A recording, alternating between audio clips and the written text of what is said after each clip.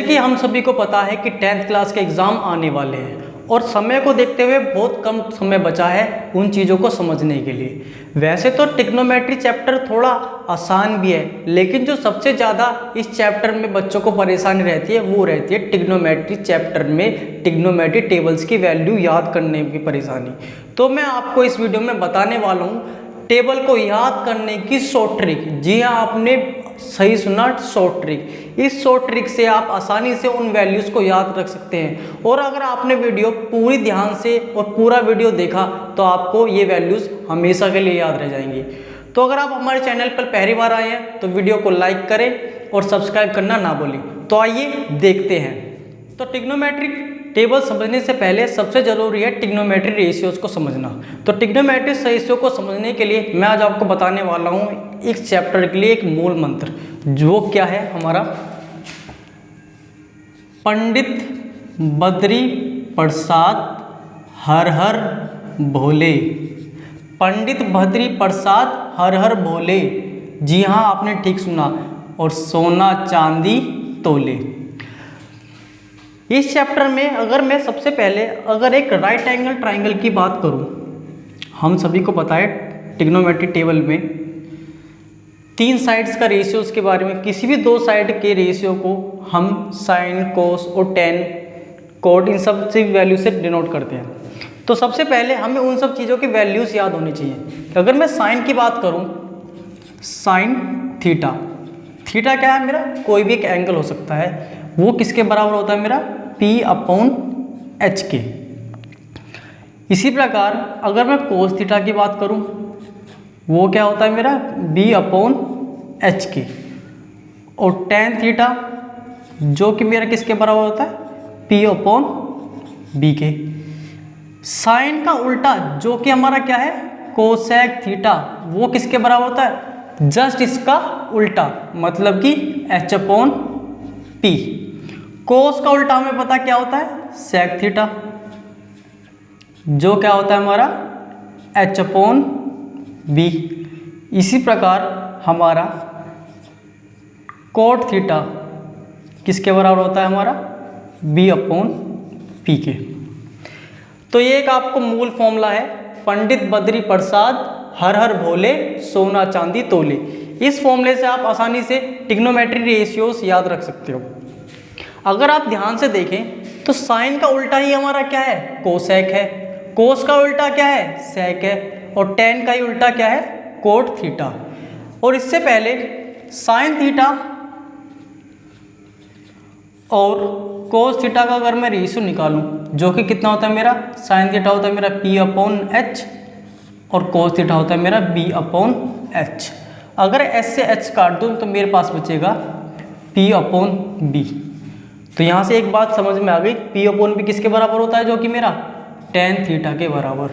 तो यहाँ से एक चीज़ पता लग गई कि tan theta sine of theta upon cos theta के बराबर भी होता है। तो आइए अब देखते हैं हम ट्रिग्नोमेट्री टेबल। ट्रिग्नोमेट्री टेबल से पहले मेरे को ये वैल्यू बतानी आपको जरूरी थी, जिससे आप ट्रिग्नोमेट्री टेबल को आसानी से याद कर पाएँ, उसे समझने में आपको और आसानी होगी। तो आइए अब देखते हैं हम ट्रिग्नोमेट्री टेबल को सीखने के लिए। जैसा कि आप देख सकते हैं कि मेरे पास यहाँ एंगल्स हैं, साइन, कोस, टेन, कोट, सेक, और यहाँ एंगल्स आ गया 0, 30, 45, 60 और 90 डिग्री। तो इस एंगल्स को, इस ट्रिग्नोमेट्री टेबल्स को याद रखने के लिए जो सबसे ज़्यादा ज़रूरी चीज़ है, बस आपको याद क्या करना है, आपको बस साइन की वैल्यू याद रखनी है कि साइन की वैल्यू 0 पर 0 होती है, 30 पर 1/2 होती है, 45 पर 1/√2 होती है, 60 पर √3.2 होती है और 90 पर 1 होती है। बस यही वैल्यू याद रखकर आप सारी बची हुई चीज़ें, जितनी भी और चीज़ों की वैल्यूज़ है, वो आसानी से कैलकुलेट कर सकते हैं। आपको बस याद कैसे रखनी है कि हम इस साइन की 0 तो ये भी 0, 30 की वैल्यू कितनी होती है, 1/2 होती है, 45 की 1/2 होती है, 2 पे क्या लगा दो, √2 लगा दो, 60 पे कितनी है, √3 पर रूट लगा दो, नीचे 2 आ गया, और 90 की वैल्यू 1 होती है। जो हमारा कोस्ट है वो जस्ट इसका क्या कर दो, जैसे 90 लिखा है उसका पलट कर लिख दो, बस उसको रिवर्स ऑर्डर में लिख दो। यहाँ साइन 90 की 1 तो हमने कोस की 0 की 1 कर दी, यहाँ 60 की √3/2 तो 30 की 1 कर दी, 45 1/√2 तो यहाँ भी 1/√2, जो साइन 30 की वो 60 की, और यहाँ 0 तो यहाँ 0। अगर आप ध्यान से देखेंगे तो जो हमारी वैल्यूज़ क्या थी, साइन की इस तरह से लिखी, इसे पलट के बस स्टार्ट हमने यहाँ से कर दिया, तो वही हमारी कोस की वैल्यूज़ आ जाएंगी। अभी हमने अब tan की वैल्यूज़ निकालने के लिए अभी कुछ देर पहले मैंने ही बताया था अभी कि साइन ए अपॉन कोस ए हमारा किसके बराबर होता है, tan ए के बराबर, जो कि हम पहले सीख चुके हैं। तो बस हमें करना क्या है, साइन और कोस के रेशियोज आपस में बना दो, हमारे tan की वैल्यूज़ आ जाएंगी। मतलब 0/1 क्या आ जाएगा हमारा, 0 आ जाएगा। √2 से 2 से 2 कैंसिल हो जाएगा, तो हमारा √3 1/√3 आ जाएगा। इस √2 से √2 कैंसिल आ जाएगा, तो 1/1 मतलब 1 आ जाएगा। 2 से 2 कैंसिल हो जाएगा, तो √3 आ जाएगा। और 1/0 जो कि मतलब क्या है हमारा, नॉट डिफाइन है। जैसे हमारा साइन का उल्टा करा था, कोस की वैल्यूज़ आ गई थी, सेम प्रकार से जब हम tan का उल्टा करेंगे तो हमारे कोट की वैल्यूज आ जाएंगी।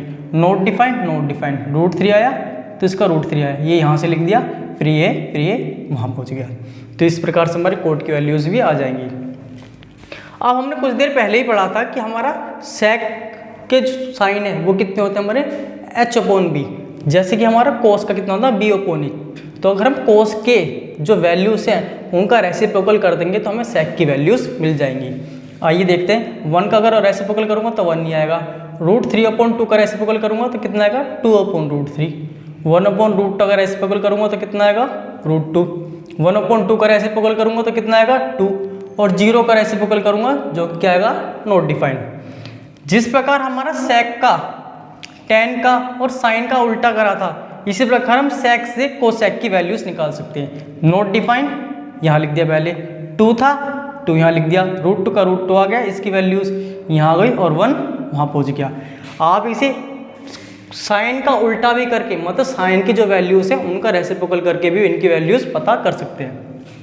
अगर मैं 0 का रेसिप्रोकल करूँगा तो मेरा नॉट डिफाइंड वैल्यू आएगी। 1/2 का रेसिप्रोकल करूँगा तो 2 आएगा। 1/√2 का रेसिप्रोकल करूँगा तो √2 आएगा। √3/2 का रेसिप्रोकल करूँगा तो 2/√3 आएगा। और 1 का रेसिप्रोकल करूँगा तो 1 ही आएगा। इस प्रकार से आप ट्रिग्नोमेट्रिक टेबल्स को याद कर सकते हो। ये बहुत आसान तरीका है जिससे आप वैल्यूज़ याद कर सकते हो। बस याद क्या रखना है कि tan का उल्टा कोट होता है, कोस का उल्टा सेक होता है और साइन का उल्टा कोसेक होता है। बस आसानी से साइन की वैल्यूज़, आसानी से एक बार साइन की वैल्यूज़ याद हो जाएंगी तो हम आसानी से बची हुई चीज़ों की वैल्यूज़ भी निकाल सकते हैं। साइन की एक बार मैं दोबारा बता देता हूँ कि साइन की 0, 30, 45, 60 और 90 पे वैल्यूज़ कैसे याद करनी है। कि साइन 0 मतलब कुछ भी नहीं, 0 आ गया। 30 1/2 आधा, 45 आधे पे 1/2 करके उसका क्या लगा दो, √2 कर दो नीचे। 3 पे √2 लगाया, रूट लगाया और नीचे आ गया 2। और 90 पे हमारी वैल्यू 1। कोस का क्या करना है, बस साइन की वैल्यूज़ रिवर्स ऑर्डर में लिख दो। वो वहाँ लिखा, ये वाला यहाँ जाएगा, ये वाला यहाँ, फिर ये वाला यहाँ और ये वाला यहाँ जाएगा। tan अभी बताया मैंने, साइन और कोसेक का जो वैल्यूज़ है उनका रेशियो कर दो। उनका रेशियो का मतलब 0/1 का मतलब क्या होता है, 0 ही होता है। 1/√2 √3/2, 2 से 2 कट जाएगा, 1/√3 बचेगा। ऐसे ही हमारा √2 से √2 कट जाएगा, 1 बचेगा। इस प्रकार यहाँ भी 2 से 2 कट जाएगा, हमारा √3 बचेगा। और 1/0 जो कि हमारा नॉट डिफाइन होता है।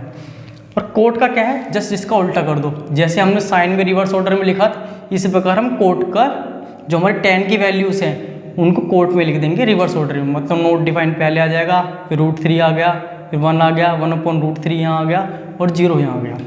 सेक की वैल्यूज़ क्या होती है हमारी, कोस की रेसिप्रोकल होती है, मतलब कोस की वैल्यूज़ की जस्ट उल्टा होती है। जब अगर हमें कोस की वैल्यूज़ पता है, जैसे कि अगर हमें 1 पता है तो 1 का रेसिप्रोकल कितना आएगा, 1। √3/2 का रेसिप्रोकल कितना आएगा, 2/√3। 1/√2 का रेसिप्रोकल कितना आएगा, √2। 1/2 का रेसिप्रोकल 2 आएगा और 0 का नॉट डिफाइंड। जैसे हम शुरू से करते आ रहे हैं कि साइन से पहले हमने रिवर्स ऑर्डर में कोस की वैल्यू निकाली, tan का इस्तेमाल करके हमने कोट की वैल्यूज़ निकाली, तो हम सेक का इस्तेमाल करके कोसेक की वैल्यूज़ भी निकाल सकते हैं। जैसे ये नॉट डिफाइंड यहाँ था, सबसे आखिरी में हम रिवर्स करके पहले लिख दिया, 2 यहाँ आ गया 30 पर, √45 की वैल्यू, √45 की वैल्यू, सॉरी √2 45 में वैल्यू, जो 30 की थी वो 60 की आ गई और जो हमारी 0 की थी वो 90 की आ गई। आई होप आपको ये ट्रिक अच्छी लगी होगी। अगर आपको ये ट्रिक अच्छी लगी हो तो वीडियो को लाइक करें, शेयर करें और अपने दोस्तों को ज़रूर इस वीडियो के बारे में शेयर करें, जिनसे उन्हें आसानी से एग्ज़ाम के लिए हेल्प हो सके और उन्हें ट्रिग्नोमेट्री टेबल याद हो सके। Thank you.